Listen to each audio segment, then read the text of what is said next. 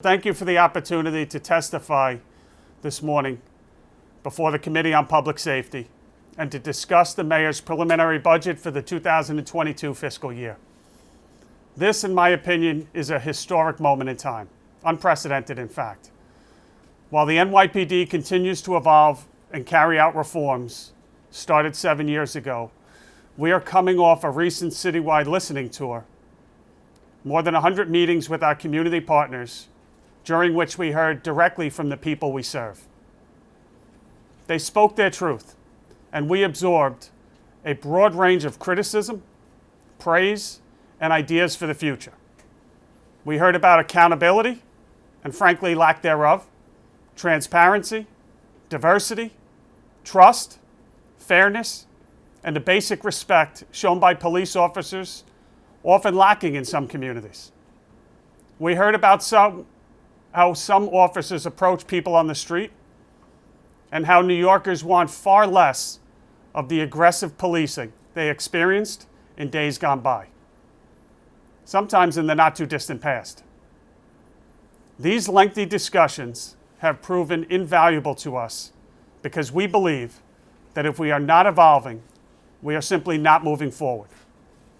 And all of it factored into the city's reform plan, which was released last week by the Mayor's office.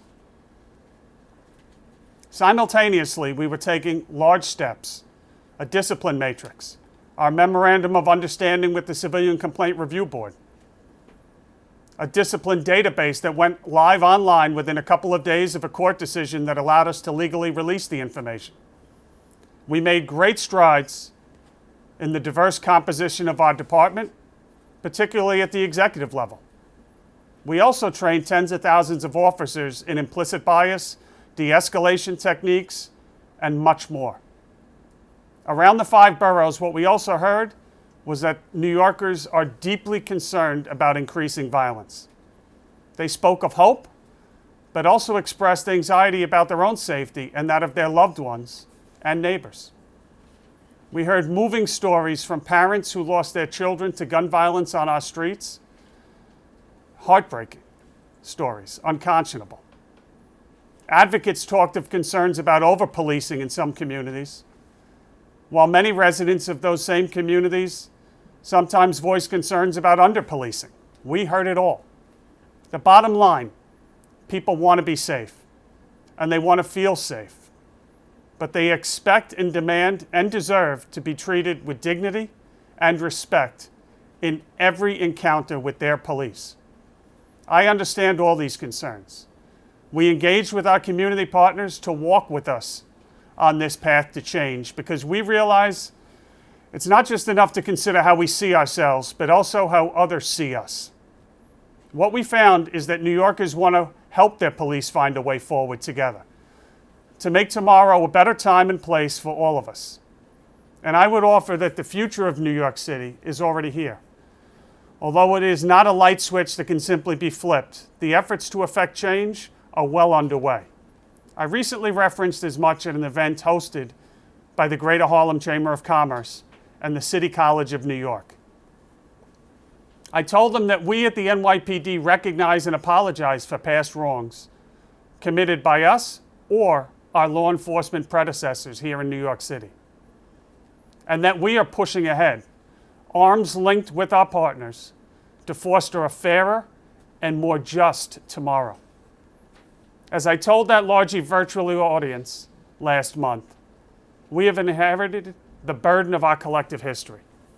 And our challenge now is to ensure that we will not participate in or tolerate any further inequality or injustice. Turning to the preliminary budget and its impact on the NYPD in the coming year. The NYPD's fiscal year 2022 expense budget is $5.4 billion. The vast majority of which, 93%, is allocated for personnel costs. The remaining 7% is dedicated to non-personnel costs, including technology that provides officers with immediate access to critical safety equipment, tools, and applications. As you know, last year's adopted budget saw significant operating reductions of $417 million including a recruit class cancellation that diminished our uniform workforce by over 1,000 officers, a uniform overtime decrease, a civilian overtime decrease, the cutting of 100 civilian positions, a delay in police cadet hiring, and other non-personnel reductions. The NYPD's capital budget was also reduced by $537 million. Eliminated was funding for a new 116th precinct and its station house, and construction of a much-needed consolidated property clerk's warehouse that would improve evidence and property storage. Indeed, we are here today to talk about the budget, but we do not have 3 months until the end of June to make these important, tough decisions. We have to make these decisions today, now, so that we do not see another crime victim added to a horrific tally. The NYPD is a police department watching its manpower reduce for the first time in a decade. Yes, overall crime is down, but we are seeing violent crime rising to levels not seen in many, many years. In 2020, murders were up by 40%.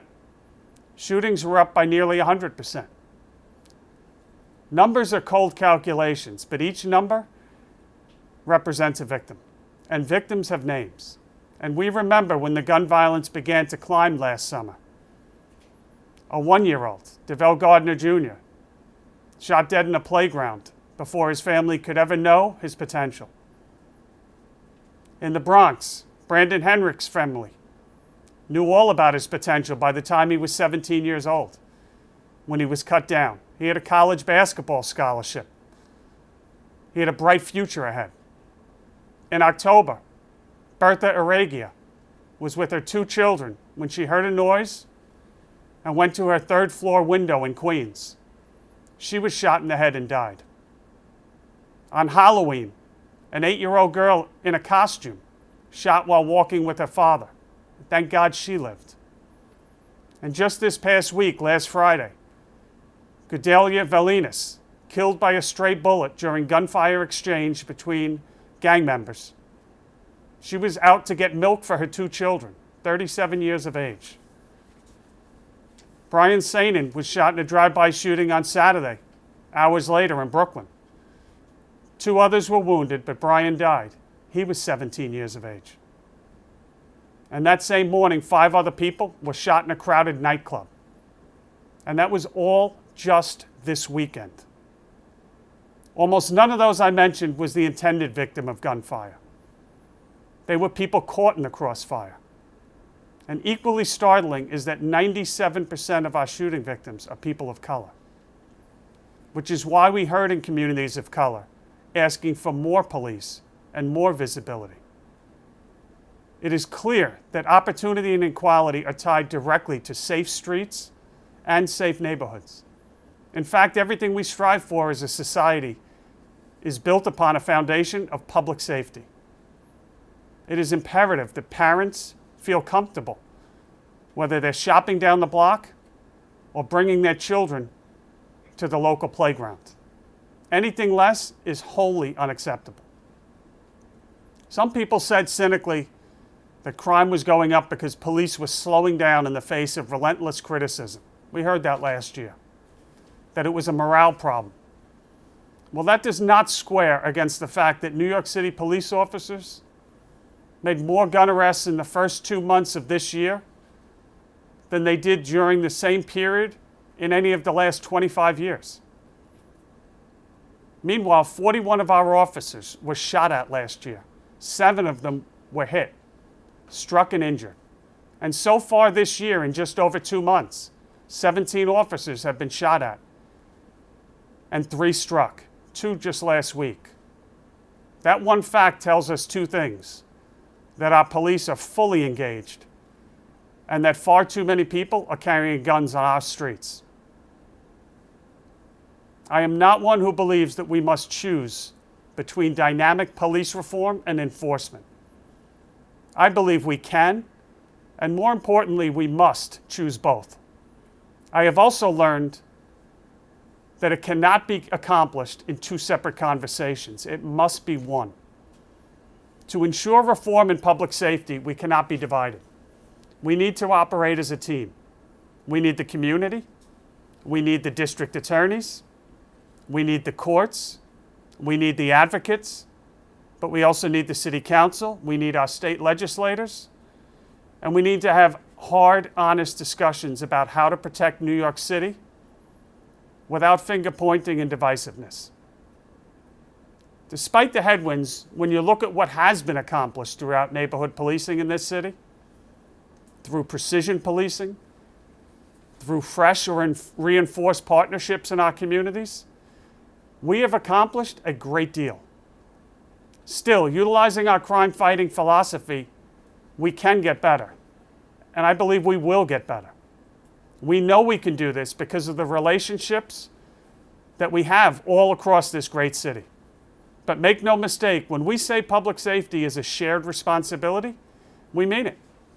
We need help, financial, emotional, and legislative.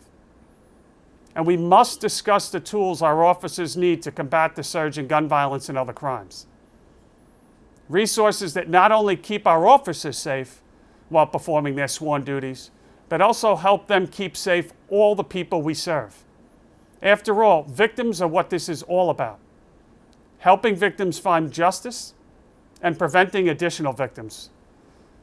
Across the NYPD, we will continue to leverage every tool available to us to keep New York City safe, including the use of new and innovative technology. We are keenly focused on such advances and how they can be applied to fighting crime, creating safer and more efficient ways for police officers to do their jobs, and contributing to the important work of building trust and strengthening relationships across the city. That goes for the entire public safety spectrum, from traditional crime to terrorism, to the seedbed activities that can draw young people down paths of criminality.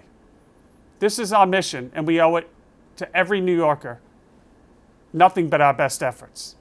There is no cookie-cutter answer to anything in our line of work. But our renewed focus on our city's young people, slowed last year, unfortunately, in part by the COVID-19 epidemic, is part of our evolution now as a police department and as a community. The approach we take must always be about all of us working together to reduce crime and violence. I can tell you that the police and the public turning professional relationships into true partnerships is already fundamentally changing law enforcement. And New York City is, quite frankly, a model for the rest of the nation. I thank you for the opportunity to testify today, and I welcome your questions.